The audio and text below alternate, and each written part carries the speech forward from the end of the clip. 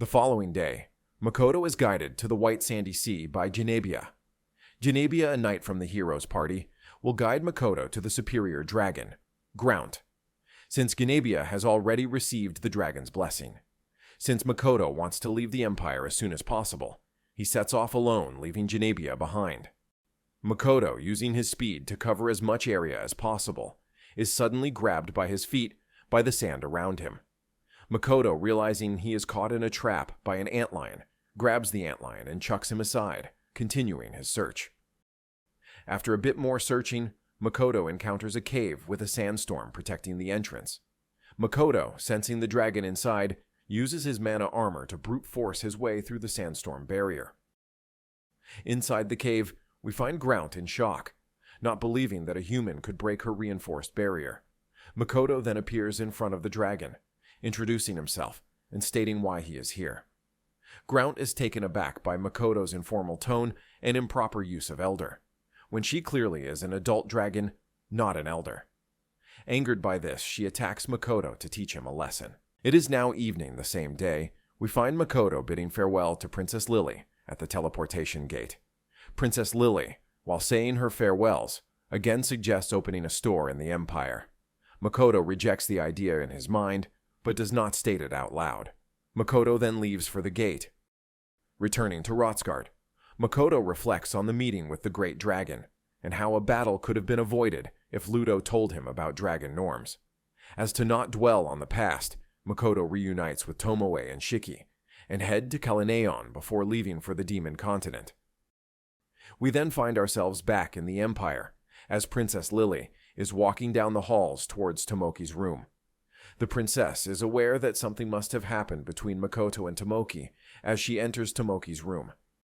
She finds Tomoki in a state of depression. She then takes the time to hear his story. At the same time, she forms a plan to manipulate this situation to her benefit. The princess then implants the idea that Tomoki isn't yet strong enough to charm Tomoe. This makes Tomoki seek more power in the form of body modifications. The princess then leaves.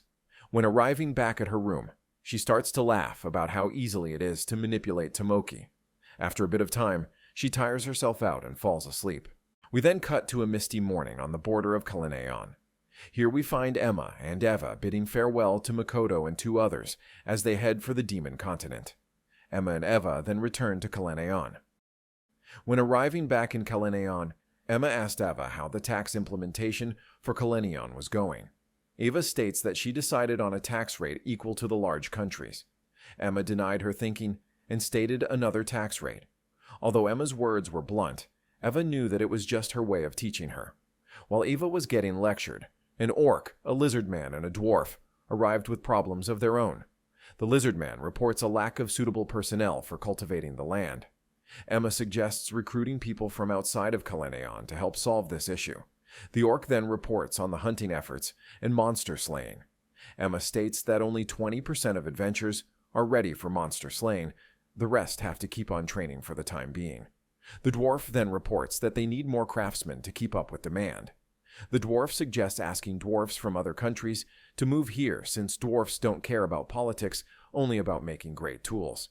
Emma states she will wait for Makoto before making a decision. Eva, not saying a word throughout the conversation, is now more determined than ever to be a great leader just like Emma. Waiting at the border of the Demon Continent, we find Rona and Lo. Lo and Roma prepare to meet Makoto with tension and dread in the air. Makoto then arrives with Mio and Shiki by his side. After introductions, they head for the Demon Lord's castle. Makoto notes that the journey to the Demon Lord's castle will take 7 days. On the first day, besides the freezing weather conditions, Makoto's group and the demons only encountered a few monsters. On the second day, Rona stated that the sun will not rise again from this point on, as a perpetual night began. With the lack of sun, the terrain became icy, and the cold intensified. But the demons proceeded unbothered, raising cold resistance barriers around themselves. On the third day, the group came across a pack of ice lions and a frost dragon. As the demons attacked the ice lions and frost dragon, Makoto wanted to help, since a lot of demons were dying. But Shiki advised against it since helping the demons without them asking for help would be the same as allying with them directly. In time, Lo and Rona took care of the problem. On the 6th day, we find Makoto and Shiki discussing what the demon's hidden intention could be before entering the capital tomorrow. Shiki also informs Makoto on the power structure of demon culture. The next day, they arrived at the capital, where they were greeted by a grand parade celebrating them as honored guests. Makoto, not used to so much praise from strangers, felt deeply embarrassed. Shiki, on the other hand, smiled and waved as if born for the spotlight. Mio, on the other hand, remained indifferent. Upon reaching the castle, the group is escorted to a waiting room before meeting the demon lord. Makoto takes this time to reflect on the overwhelming hospitality. Shiki explains the reasoning behind the grand reception, as it serves as a political move to display the unity and strength of the demon lord. Not too long after, there is a knock on the door, as two well-dressed demons enter to escort them to the demon lord. Before entering the audience chamber, Makoto asks if there are no critical etiquette rules to avoid offending the demon lord. The escort ensures Makoto that there are no such rules. As Makoto entered the audience room, he saw a glorious throne on the other side. The demon lord was not sitting on the throne, but rather actively closing the distance between them. Makoto, now being face to face with the demon lord, felt the charisma and authority that he exuded. Despite being in awe, Makoto believed he could defeat him in combat. After exchanging pleasantries, the demon lord Zeph expressed his gratitude for Makoto's visit and praised Makoto on his ability to gather such powerful followers as Mio and Shiki.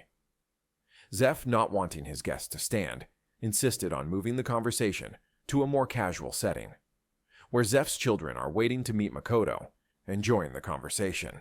Makoto, surprised by the hands-on approach, agrees and follows Zeph to the next location. The meeting with Makoto and the demon lord has now ended, but a new meeting has now started with only the demons present. The demon lord asks his children and generals about their impressions of Makoto.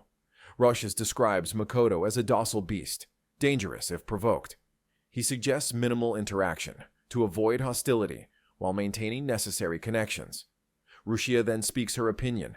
She sees the Kuzunoha company as a sword hanging over their heads. Best to avoid intimacy until the Kuzunoha company clarifies their stance. Sem is the next one to speak. He sees the benefit in having them as a partner, since they seem to have unmatched transportation abilities, and their goods and services could greatly influence the war efforts.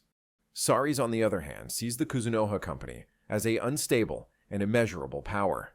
She worries with that amount of power, they will eventually turn on the demon race.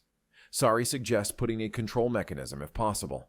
The demon lord thanks his children and generals for their opinion. He acknowledges the Kuzunoha company as both a potential threat and valuable asset. The demon lord now stands alone, as his children and generals have left. He reflects on the power and unpredictability of Makoto. He then compares his power to a hero. No, more like a god. As he stated these words, a cold sweat came over him as he pondered about the future. After the meeting with the demons, Makoto, Mio, and Shiki were now allowed to explore the city before the banquet later that night. Although Makoto was excited to explore the city, he first had to deliver another egg. While Makoto was on his delivery, Shiki went to meet with Rona and address her cautiousness, and Mio decided to explore the city for potential recipes and souvenirs before leaving the city's barrier. Makoto knew that traversing the snowstorm at night would be almost impossible. He decided to not rely on his sense of direction and placed a waypoint in the intended direction instead. As Makoto moved through the snow, he was looking for a volcano. After a few hours passed, he found a volcano made of ruby. Admiring the beauty, he thought of taking some back with him. After a bit of more searching, Makoto found a cave. The cave was filled with lapis lazuli. Makoto, thinking of where the drop-off location could be, he encountered a humanoid slime. This slime immediately recognized the egg, and after verifying that the slime was the guardian, Makoto left so as to not miss the banquet. Makoto returns just in time for the banquet. He then changes into a ceremonial attire made by the dwarfs. Makoto then heads to the banquet hall with Shiki. When arriving at the banquet hall, Makoto finds that his seat is very close to the demon lord. Makoto then feels uneasy being treated as state guests despite only being a merchant. Before the banquet really starts, Shiki informs Makoto on how the successor of the demon lord is chosen. Shiki tells Makoto that mostly all the Demon Lord's children are adopted. To be more precise, they are all taken from their parents if they possess power and talent at a small age, and then are groomed for leadership roles. The one with the most power and talent is chosen as the next Demon Lord. Makoto respects the survival of the fittest outlook, but can't fully understand it. When Mio finally arrives at the table, the general reft that Mio captured at Kalaneon started foaming at the mouth. Makoto thought that if he healed him and erased his memories, everything would be fine. But clearly the sight of Mio gave his body PTSD. Zeph, seeing this, apologizes for his general and states that after a battle, he came home with a bit of trauma. As the atmosphere in the room changed, Zeph asked Makoto if he cared for some fresh air outside. Makoto now sits outside with the Demon Lord. As the Demon Lord admires the view, he states that this is not the real capital of the demons. The real one is under construction in a more hospitable place. The Demon Lord admits that he brought Makoto to this old capital to show him what they are fighting for. Zeph then tells Makoto that this war is for their survival, since the demon race was going extinct due to the ever-changing extreme weather. Zeph then asks Makoto what he would have done if he was the Demon Lord. Makoto replies that he would innovate to avoid war, since war always leads to hate, and then repeats. Zeph understood where he was coming from, but at the same time, who would hate them if there are no survivors? Makoto couldn't deny the logic in that statement, so to relieve the tension, he asked if the demons have lost any major cities recently. The Demon Lord, curious about the question, said yes. Kalaneon. Makoto then stated that his subordinates were the ones that took it. Zeph was surprised by this and asks if he did it for the humans. Makoto clarifies that they took it for him, since it's his parents' hometown, and that they didn't mean to start a conflict with the Demon Lord. That's why they spared General Reft. Before tensions could rise anymore, Zeph decided that it's time to return back to the banquet. We then cut to another dream, that same night. This time we find Makoto sitting on a bench alone. Then Tomoe appears out of the mist. Makoto tries to call out to Tomoe, but she cuts him off. She states that she had no regrets about leaving her fate in his hands. In the end, he was the only one who survived, even though Makoto sacrificed both the heroes and lost Mio. It wasn't enough.